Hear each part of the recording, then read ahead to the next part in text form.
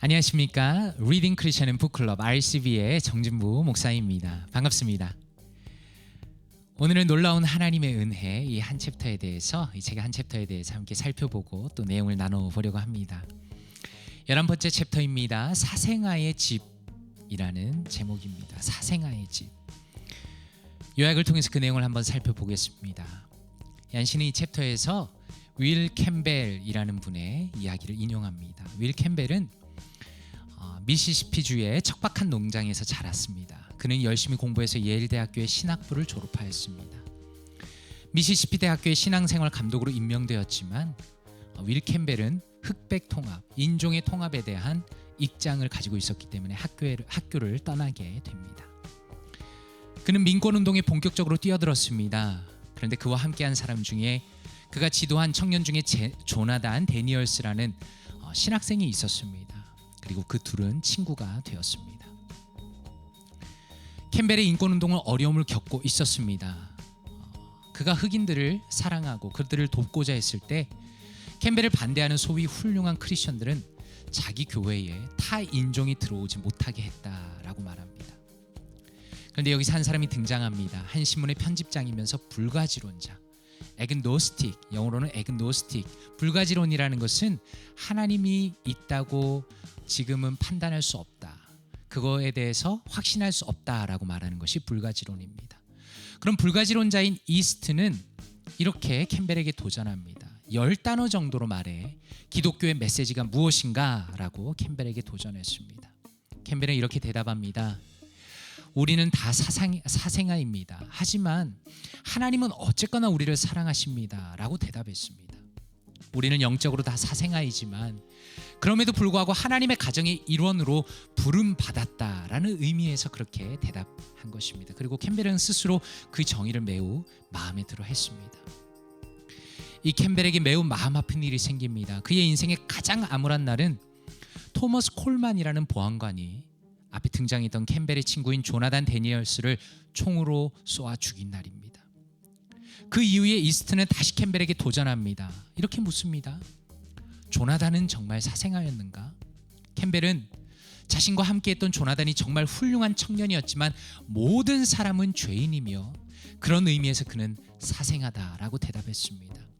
또다시 이스트가 묻습니다. 그렇다면 토마스 콜만은 사생아였는가? 라고 물었습니다. 당연히 살인자는 사생아라고 대답했습니다. 그리고 이스트는 마지막으로 이렇게 묻습니다. 이 두 사생아 중에 하나님은 누구를 더 사랑하실 것 같은가? 캠벨은 그날 밤 눈물을 흘리며 은혜에 대한 새로운 통찰을 얻었다라고 말합니다. 누군가가 무장하지 않은 어떤 사람을 무참히 살해할 수 있다는 것, 그리고 그런 사람을 하나님이 그냥 놓아두실 수 있다는 것은 견딜 수 없는 일이다. 그러나 그것이 불가능하다면 복음이란 없는 것이고 기쁜 소식은 없는 것이며 다시 율법만 남는 것이다, 이렇게 말합니다. 그러면서 그 내용을 가지고 얀시는 이렇게 말합니다. 값없이 베푸시는 은혜는 자격이 없는 자에게만이 아니라 정반대 대우를 받아 마땅한 자에게까지 이르는 것이다 라고 말합니다. 자신의 사랑하는 동료를 잃어버린 이후에, 그리고 은혜에 대한 새로운 각성을 깨달은 이후에 윌 캠벨은 소수민족뿐만 아니라 인종차별주의자에게도 많은 시간을 내어주었다, 이렇게 말합니다. 수많은 토머스 콜만과 같은 그런 세상이 정말 용서할 수 없는, 누구도 용서할 수 없는 그런 죄인을 향해서 상대로 하나님의 사역을 하는 사람은 별로 없다라고 판단했기 때문이다, 이렇게 말합니다. 얀시는 윌 캠벨의 이야기를 좋아한다라고 말합니다. 그것은 자기 자신이 바로 인종차별주의자로 자랐기 때문이다라고 말합니다. 얀시는 스스로를 평가할 때 사람을 살인하진 않았지만 토머스 콜만을 더 닮았다라고 스스로를 평가합니다. 인종차별주의자로 자라던 얀시가 어느 날 자신의 악한 실상을 깨달았습니다. 그리고 바로 그날 정반대의 대우를 받아 마땅한, 정말 그냥 평범하게 살아가는 사람이 아니라 하나님의 큰 심판을 받아 마땅한 자신과 같은 자들에게 주신 은혜의 약속에 매달리게 되었다, 이렇게 말합니다. 자신의 최선의 모습이 아니라 최악의 모습일 때 하나님의 사랑이 찾아오신 것, 그리고 그 놀라운 은혜가 자신을 살린 것을 깨닫게 되었다라고 말하면서 하나님의 은혜가 자신의 삶 가운데 어떻게 역사했는가를 이 윌 캠벨의 이야기를 통해 말하고 있습니다. 그렇다면 책 안의 한마디를 통해서 조금 더 살펴보기를 원합니다. 윌 캠벨이 그날 밤 배운 것은 은혜에 대한 새로운 통찰이었다. 값없이 베푸시는 은혜는 자격이 없는 자에게만이 아니라 정반대의 대우를 받아 마땅한 자에게까지 이르는 것이다. 민권운동가 뿐만 아니라 KKK 단원에게도, 윌 캠벨뿐만 아니라 이스트에게도, 조나단 데니얼스뿐만 아니라 토머스 콜만에게도 라고 말합니다. 너무 중요한 내용이죠. 하나님의 은혜라는 것은 우리가 그래도 좀 괜찮은 사람이다, 죄인이지만 그래도 좀 괜찮은 사람이다 라고 생각되는 이들에게만 하나님의 은혜가 임하는 것이 아니고, 극단적인 인종차별주의자인 KKK 단원이라, 하나님이 있는지 없는지 알 수 없다고 부정하고 있는 이스트 같은 그런 사람이나, 혹은 살인자인 토머스 콜만에게도 하나님의 은혜는 오는 것이다 라고 얀시는 이 챕터에서 말하고 싶은 것입니다. 그렇다면 이것을 통해서 말씀으로 한번 바라보기를 원합니다. 얀시가 인용한 성경 구절입니다. 로마서 5장 8절입니다. 우리가 아직 죄인 되었을 때 그리스도께서 우리를 위하여 죽으심으로 하나님께서 우리에 대한 자기의 사랑을 확증하셨느니라, 이렇게 말씀합니다. But God demonstrates His own love for us in this: while we were still sinners, Christ died for us. 이렇게 번역했습니다. 이 부분에 대해서 CS 스터디 바이블은 이렇게 설명합니다. 조금 길지만 읽어보겠습니다.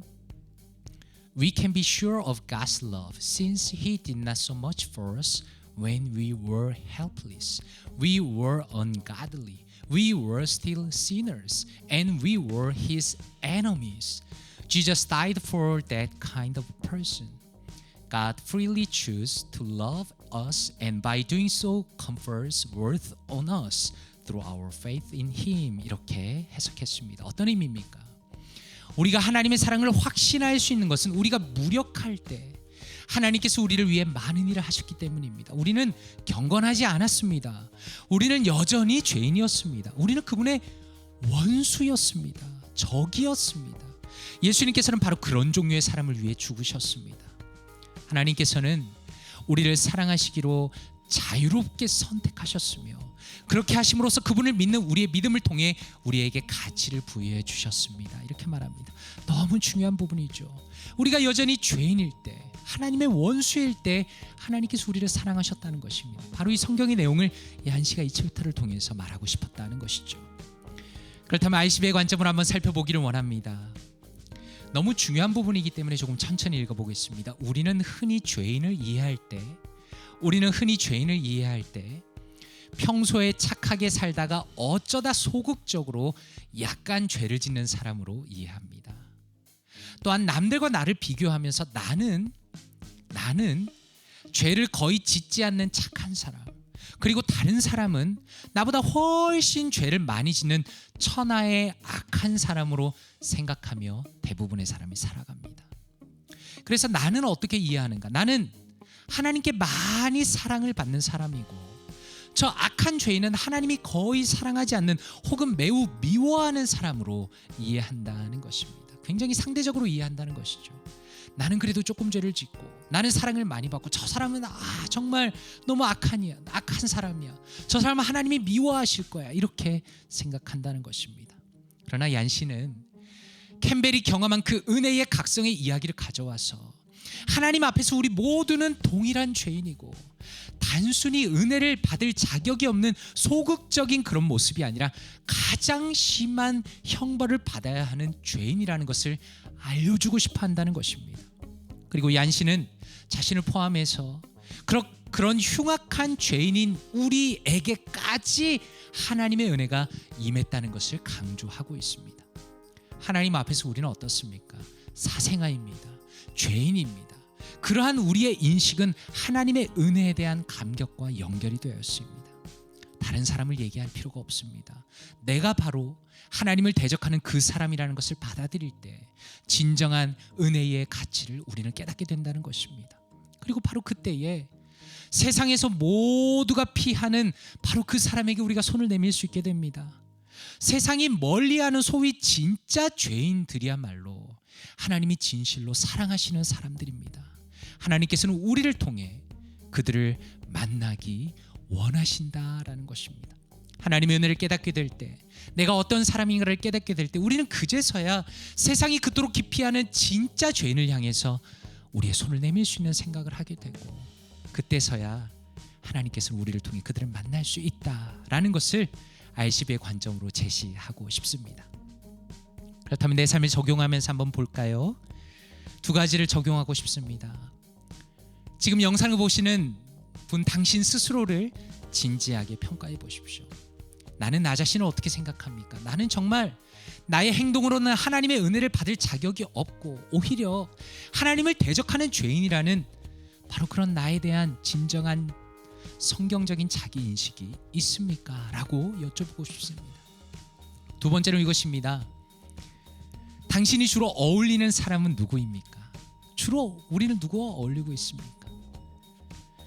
예수님의 은혜를 경험해야 하고 당신이 지금 죄인이라며 부르며 만나기 싫어하는 그 사람에게, 그 사람과 어울려야 하는 것이 성경의 원리인데 어떻게 연락하고 만날 수 있겠습니까? 이렇게 적용하고 싶습니다. 어려운 부분이죠. 우리는 적당히 좋은 사람들과 만나고 싶어하고 바로 그런 사람들과 어울려 하지만 얀시는 이 은혜의 각성의 챕터를 통해서 하나님의 은혜는 죄인에게 임하는 것이며 바로 그 은혜가 진정한 죄인에게까지 가야 한다는 것을 우리에게 말하고 있기 때문입니다. 그래서 우리가 바로 그런 사람들에게 연락할 수 있기를 바라고 그런 사람들을 만날 수 있기를 바라고 그것이 우리에게 적용이 될 수 있기를 바랍니다. 이 내용을 가지고 함께 기도하고 마치겠습니다. 아버지 하나님, 감사합니다. 하나님을 대적하였고 하나님을 멀리 떠나 있었고 하나님의 적이었던 우리에게, 저에게 찾아오셔서 하나님의 은혜를 깨닫게 하시며 하나님의 말씀을 보게 하시며 이 귀한 신앙의 서적을 통하여서 다시 한번 은혜를 깨닫게 하시니 감사합니다. 하나님, 세상의 수많은 악인들이, 나와 같은 사람들이 하나님의 은혜를 기다리고 있습니다. 하나님, 우리의 눈을 여시고 우리의 마음을 여셔서 우리의 삶 속에 어울리는 모든 사람들이 참으로 하나님의 은혜를 정말로 필요하는 그들이 되기를 원하며 세상에서 무시하며 멀리하는 그 죄인들이 우리의 친구가 되기를 원합니다. 오 주님, 우리의 삶을 통하여서 하나님의 은혜가 전하여지는 사생아들에게, 영적인 사생아들에게 하나님의 은혜가 전하여지는 역사를 허락하여 주시옵소서. 이 모든 내용을 감사드리며 예수 그리스도의 이름으로 기도드리옵나이다. 아멘.